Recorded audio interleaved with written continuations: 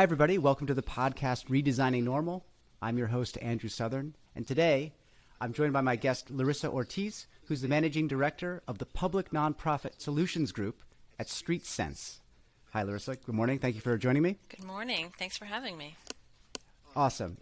Could you maybe explain to our audience a little bit about what Streetsense is and about your role there, please? Sure. Streetsense is a design collective, and we focus on real estate strategy for retail-driven environments. And I work specifically in the field of urban place management, focusing on the needs of public and nonprofit organizations who are managing downtowns and Main Street organizations.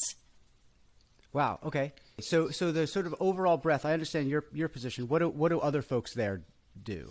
Sure. What would be another role? Sure. We touch on marketing and branding of retail-driven places. We develop real estate strategies, market research, design, implementation, interior design, placemaking.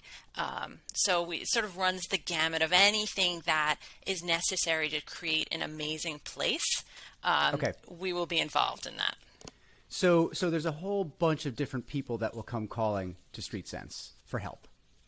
Mm-hmm. Right? There's private businesses that need help with all the things you just mentioned. There's nonprofits that need the same sort of help, but maybe have a slightly different pipeline. Yeah. Is that about right? Yeah, absolutely. And we do a lot of work in the development industry, and we're actually 50% owned by CBRE, which is one of the largest brokerage companies. Sure, of course. Got it. How many people work there, or roughly?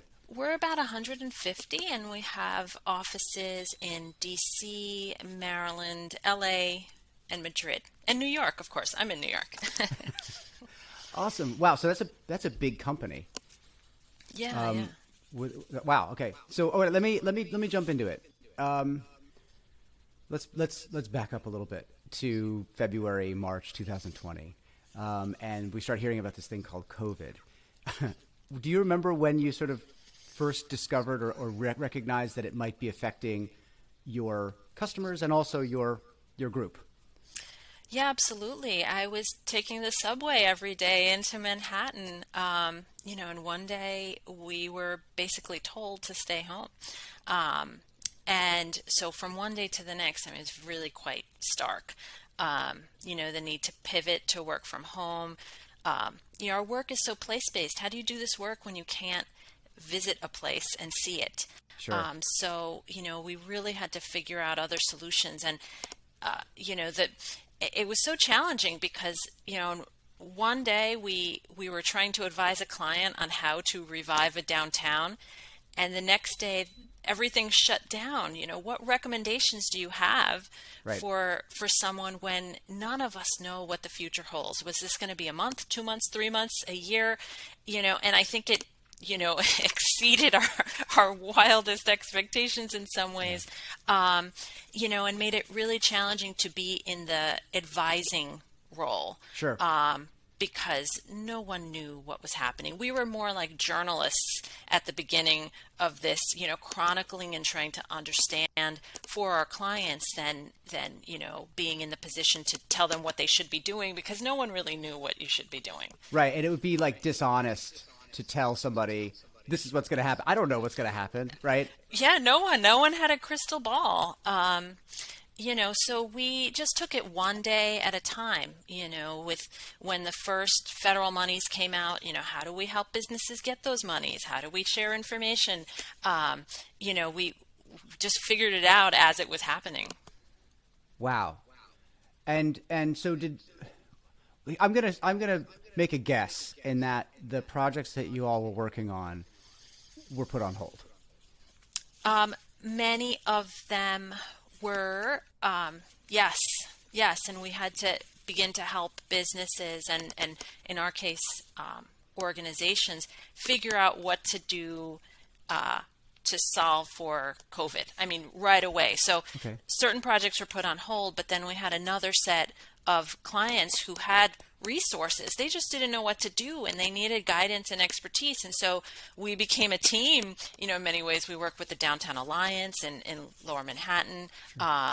We worked with, organizations all around the country really to help figure out solutions together. Yep. Because again, we didn't have the solutions. We had to sort of just be sort of smart, thoughtful, tracking what was happening and giving them our best guidance. Okay. Yeah. So that would be like folks coming to you saying, what do I do with my space, with my built space, to protect my employees and my visitors? That for sure. And also, how do we help our businesses continue to sell when they have to close their doors, Sure. and they can't let anyone inside the business. So, should we be doing takeout windows?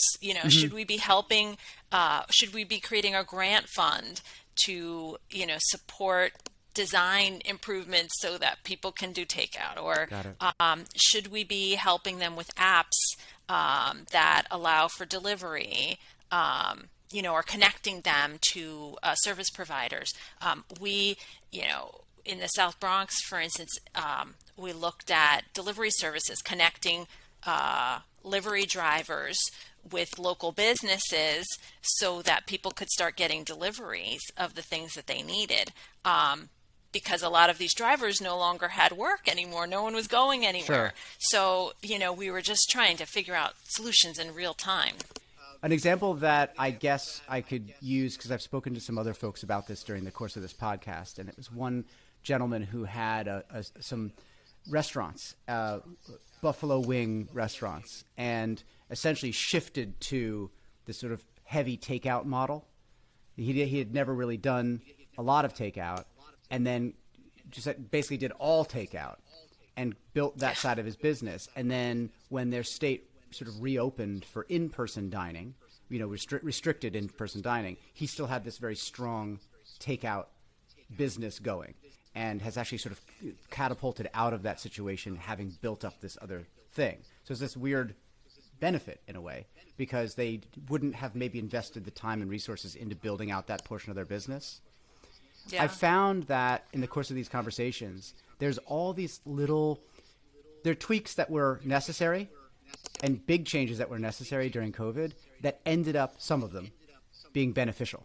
And it's like things that you never would have thought of, that we had to do this, and then this weird thing happened. This little success happened. Did you find that was happening as well? Absolutely. I think in crisis, people revisit their baseline norms.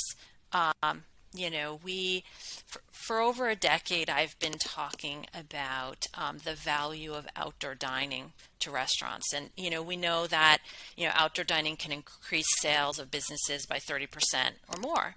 And I've always been an advocate for that. Well, the city of New York said that, you couldn't do it. You had to go through a very complicated process for permitting and approvals. Well, when COVID came, we figured out that actually we can do it. There is a way to allow businesses to do this much more easily without the kind of really bureaucratic approval processes. We recognize it was unnecessary. Without COVID, we would not have been able to explore that. I mean, can you imagine the city of New York, saying that parking spaces would be, utilized by other uses? God forbid. Right. So I think it was an unprecedented moment to try new things. And people were willing to let that happen. So, we kicked ourselves out of the stasis that we were in. Sure. Actually, you'll probably have a good view of this. What do you think is going to happen with all those street side restaurant outdoor sheds that they've made? Can those just stay? Is that where we're going? Sure. Actually, I should add that I also sit on the City Planning Commission for the City of New York. So I do have some insight. We were actually just given a briefing, and they will be going through a process to change the approvals for that. So you will, right now it's as of right. If you have space in front of your restaurant, you can use it as long as you follow certain guidelines. But there will be an approval process that is embedded within the administrative code for the city of New York. So they will allow it, and they're probably going to limit, you know, reduce the areas where it is allowed now. Like right now, you can have outdoor dining on the street and on the sidewalk. I mean, they need to make sure, for example, ADA Of course. compliance is met. People in wheelchairs can get by on sidewalks. It's not always happening now. So we're going to achieve some sort of balance, and but it will continue. And there will be much more outdoor dining than we've ever seen before, and that will continue indefinitely. Right. So there's like a solid thing that happened during COVID that in some shape or form continues, and the city benefits overall. I'm sure there's always like a NIMBY reason to not want that, right? That it cuts the fabric of the streetscape or something, right? Which is true. For sure. But having car lined streets at every turn isn't doesn't have to be the normal, right? No, no. If I can, there's another example that I think is really germane to this conversation. They close streets in the city of New York and let people sort of walk on streets. And one of them, one of the open streets is 34th Avenue, where I live in Queens and Jackson Heights. And it's a 2-mile stretch that's been closed to through traffic. They now want to make it permanent. And there is a civil war going on in my neighborhood around this. What will the street look like? How do we, right now, I have seen more people on e-scooters and on bikes than I have ever seen in my life. This street is what enables people to make investment decisions in alternative transportation because they don't have to weave in and out of cars moving 40 miles an hour. And they feel safer. And so, this street, I think, is indicative of what we, now have, which we are at risk of losing. If many communities members have their way, not all, and so it's questionable whether we're going to retain some of these amazing advances that we've seen but over the year. Luckily, or in a weird way, luckily, it allowed people to try it. Right, there wouldn't have been any way to pull a permit to do something like that if it wasn't for a global pandemic. Right.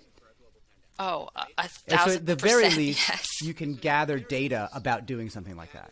Like, let's shut down 2 miles. How do the businesses do? How do deliveries work? Like, we can figure it out, right, during the course of this. And if it's a no-go, it's a no-go. But at least we tried it. Yeah. Yeah. So absolutely. actually, I'm interested if you have any data. If I have a retail spot and it's on a heavily trafficked road, and I'm sort of used to my X amount of business, and then you shut that road down, it's just pedestrian access and maybe early morning deliveries or something, right? Some logistics. Do they do better? Do they do worse? Can we not really know that because it was COVID and all the numbers were weird anyway for 2020? Yeah, I mean, I think we really do have a wait and see attitude. The example that I shared with you is not on a street, not on a retail street. It's actually in a neighborhood. So, deliveries were challenging before. They're actually easier now. I see the delivery truck pull up.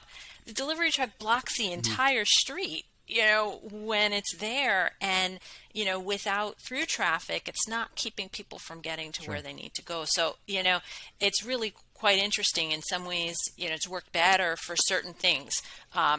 People who want to use the street to drive have to use other streets, which, they say are more congested now. So there are trade-offs. But, I saw a man on a e-scooter with his child who must have been 5 years old on a mini e-scooter. And the two of them were e-scooting down this street. I mean, in what world would that have happened if they were sharing this street with cars? It wouldn't have happened. So, what an amazing opportunity to give people who, otherwise probably don't have the means to own cars, frankly, Hmm. but they might have the means to purchase an e-scooter. What an amazing opportunity we've given them to get around the city in Sure. ways that they hadn't before. Wow. So, all right, let me move forward in the timeline. We're going to go into sort of summertime, and maybe into fall of last year. How did the conversation start to change, maybe with your customers or your ongoing projects, as it was like, okay, well, COVID's still going, right? It wasn't 3 months. It was longer than that. Did people start to get nervous? Did they start to plan for the future? Like, what was it looking like? Sure. So, in retail, we had previously seen changes in the way customers were purchasing anyway, right? A lot more online. So, the conversation turned to how do we make sure we can make a sale and not just in person.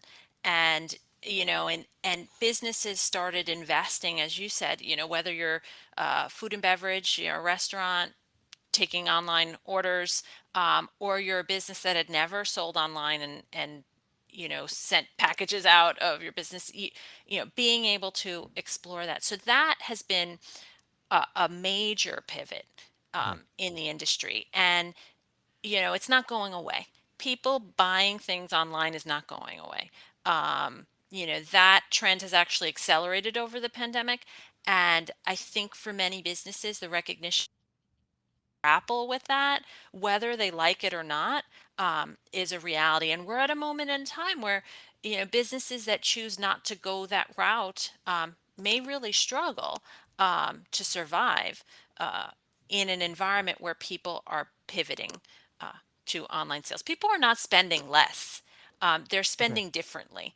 Okay. And that has so many implications for the built environment. Yeah, I can imagine. I mean, does that ultimately mean that if I have an online component to my retail store, that I don't need as big a footprint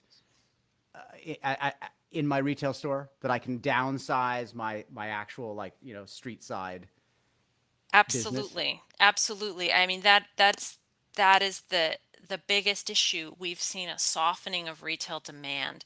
Okay. So creates an existential challenge for us.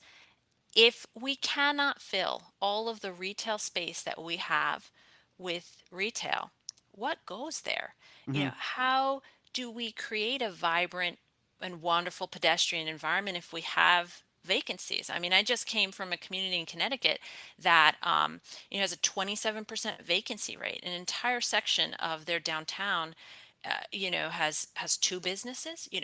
Two full blocks have two businesses. Um, and they're wondering, well, is this long term? Sure. Is it, should we try to change the use in the ground floor? Should we just acknowledge that we're never going to have the amount of retail we used to have? This is the question that nearly every city around the country is going to have to answer for themselves, and Wow. Wow. Okay. trying to answer for all of our clients. Wow. I feel like we've picked at something here, because I didn't think about it. Okay. Move to online makes sense. Downsize retail, it probably makes sense. And if you and I take a walk down some streets right now in New York City, in Manhattan, it's like vacancy, vacancy, occupied, vacancy, vacancy, vacancy, right? I mean, there's like, walk down West Broadway. I haven't walked down West Broadway recently, but like, it used to be 8th Street, and it was just like so many vacancies, and it makes the street feel weird, and it makes the folks that do have leases feel isolated, right? And certainly there's not as much foot traffic when that happens. But to your point, this coming wave of online depresses in-person retail, even though there's a fantastic argument for walking into a store, trying on some shoes, right? They fit, buying them right there, point of sale. That's a great experience. Everyone likes that experience. But without the sort of heavy traffic all the time, and half the people are being picked off because they're just ordering online and returning if the shoes don't fit, that creates a huge problem. So, okay, so what then do you do with all that extra retail? Hundreds of thousands of square feet of extra retail. Yeah. So we always had a dead mall problem in this country. That's all. Yeah, yeah. Yeah. So there's that. We're going to have to reposition assets all around the country, to other kinds of uses. Some of them will never come back. They're going to remain vacant and empty. But in other cases, we've been exploring ground floor residential, for instance. How Okay. do you take um, these spaces and turn them into apartments, for instance? We have examples of that. In New York City, and this is sort of an argument I get into with my colleagues at city planning pretty frequently. There seems to be a perception in the planning world that the only ground floor that is meaningful or great for pedestrians is a retail ground floor. No, we have wonderful residential streets Sure. that function well, that are great to walk down and feel great to walk down. And how do we create those environments? And if you go and walk around the city, and I was, there actually are storefronts that are now residential. Hmm. Um, and so I don't think we should be afraid of it. I think we should create design guidelines. I think we should think through, you know, um, how those spaces feel, and how we offer the residents who live there a little bit of privacy. So, a little landscaping, a little Right. 2 to 3 foot berm in front of the window. Is there a setback that we should be requiring with landscaping? I mean, those can answer, but I don't think we should be, and we cannot assume that all of this space will continue to be retail. The pressure, I imagine, is coming from someone who owns a building, right? Let's say you own a building somewhere in Trev or in West, or rather, just downtown, and you've got apartments up top. You rent them out, residential apartments, and you've got that awesome anchor retail. And we've seen people keep vacancies for a long time because they want that $25,000 a month tenant, whoever it is going to come in and going to take that space, right? And the slow realization is like that tenant may not come again, right? And the the residential tenant who would maybe prefer the upper floors is willing to take the ground floor, but not at 25 grand, right? So suddenly there's like the business the The property business owner model doesn't work does, anymore. it probably works. It just doesn't it's not as lucrative. It's not as lucrative anymore. Well, it doesn't work if you purchased your property and you have a mortgage Right, right, right. that you have to pay, that is dependent on the cash flow that was previously assumed, right? May very well be people who lose their properties as a Okay. result. So foreclosures and bankruptcies. Um, Huh. I think that the valuation of these properties is going to change. Um, and it's really interesting, and this connects to work from home too. If all these people are working from home, they're not spending money in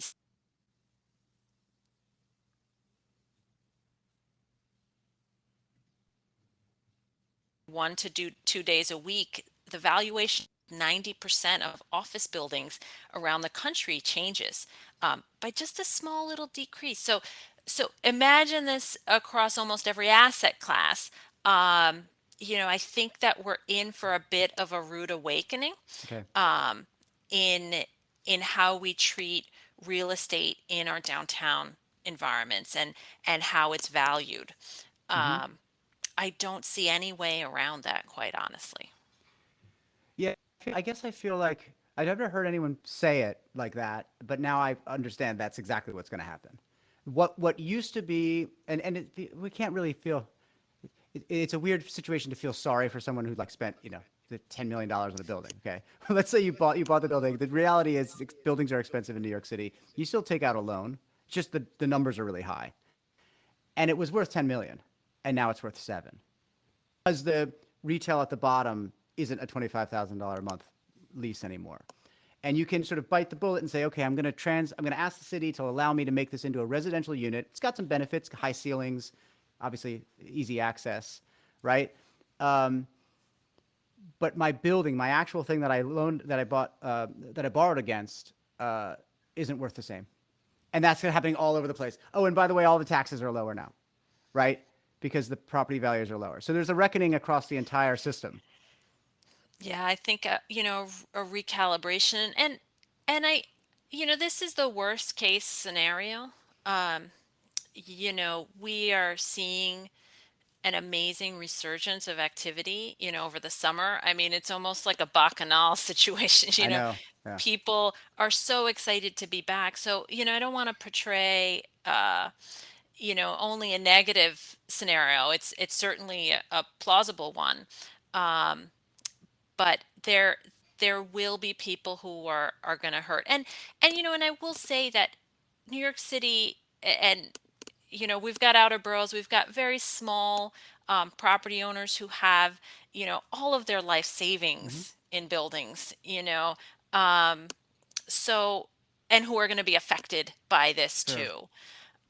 And so I think, we should have certainly some empathy for folks who are being affected this way. And I don't we don't yet have a solution. It's really a challenge that, again, it's like, let's just take it a day at a time. Sure. I can just describe for you what's happening, and we're still thinking about how to resolve. There's a lot of there's a lot of moving pieces in this.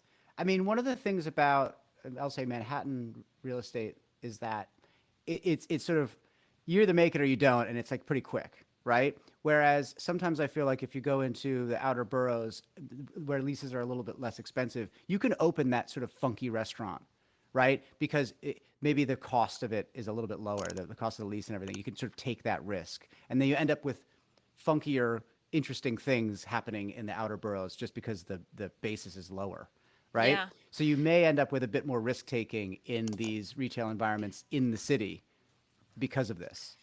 Yeah, and I think that's also the silver lining. Yeah, Folks who were priced out um, of the city, whether to live or open a business, now have opportunities that they didn't have before. sure.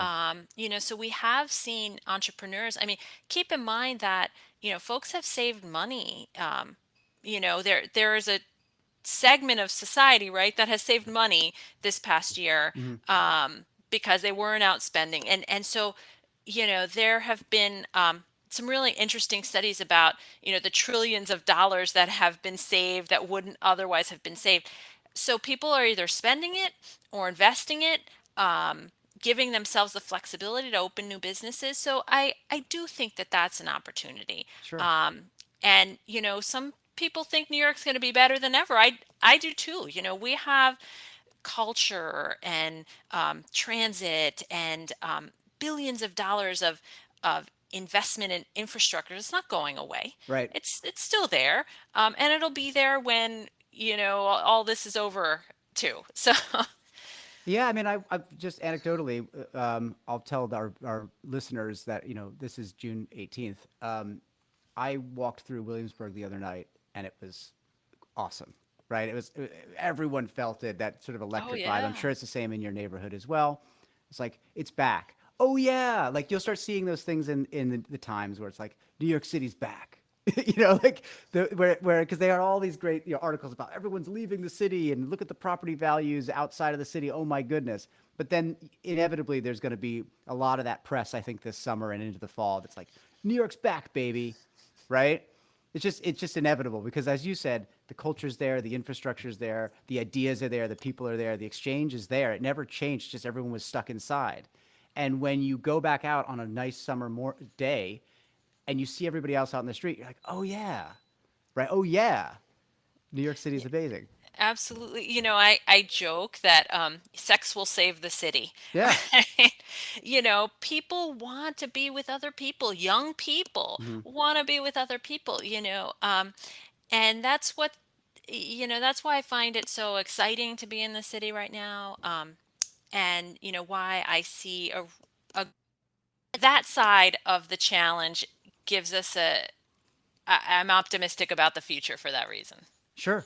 I mean, as an urban planner, you'll probably know a lot better than I do that there are shocks to cities, shocks occur, right? I imagine in the history of the city there was a drug shock, right, or a crime shock that occurred, and a depression that occurred because of that. And this is another one. This is a unique one, right? They're all unique, and they reset certain things. Yes. Yeah. And I think that's a really good way to put it, and one issue, the shock to this, which I think, we haven't touched upon, Hmm. is and we talked about transportation and the impact of transportation on cities and city building. We have what was a technological revolution that occurred, right? Now folks work from home and companies have figured out a way to do it. Um, that means they don't have to commute. In some ways, that technological revolution is also a transportation revolution. Okay. Um, and transportation is what changes cities. So being able to live 2 hours outside of the city because you only come in once a week or twice a week really will have widespread implications for how we build and live in Hmm. cities. Um, I don't know how that's going to unfold, but it's yet another piece of the puzzle. And another consideration for us as we think, well, what's going to happen to our cities? There are people who have moved as a result, and there are people who've moved in because Right. rents are lower too. So we're all again trying to see how it's going to flesh out, and not quite sure, not yet at least. The one that we didn't also touch on is this sort of midtown problem, Oh um, yes. and what is going to happen with all of that space in those towers in Midtown. Do you have any ideas there, or thoughts? We have been talking about, allowing for, again, residential. Hmm. Um, those buildings don't always lend themselves to residential uses. Right. The floor plates are large and deep, but through zoning, potentially allowing for that. So at least as an owner, you have flexibility. Folks are coming back. We do have, I don't I will sort of say the one the one thing we're looking at is residential, but I can't, I don't know. I don't really have a crystal ball on that one. Aside from we need to be more flexible with the buildings. Um, Hmm. Hmm. that one's really hard because the implications of even three quarters full, and a quarter empty office buildings are really significant for businesses on the ground floor, Right. for and I think that the challenge for the midtowns and the business districts of our country are really significant. Okay. Yep. Um, they have not proven themselves resilient. Our neighborhoods have, Hmm. right? Our neighborhoods have continued to survive and even thrive as more people are there. So, um, um, something that we can't quite answer in real Right. time. Right.